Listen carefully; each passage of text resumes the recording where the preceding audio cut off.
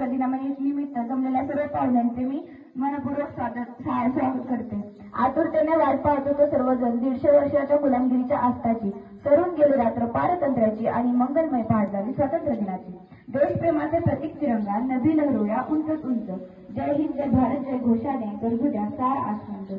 आज या ललगुण नगरीत स्वातंत्र्य दिनानिमित्त जमलेल्या सर्व पाहुण्यांचे मी सहर्ष स्वागत करत आहे। आता यापुढील मनोगत रॉयल करिअर अकॅडमीचे संस्थापक श्री दीपक शिवतळे सर करतील अशी मी त्यांना विनंती करते।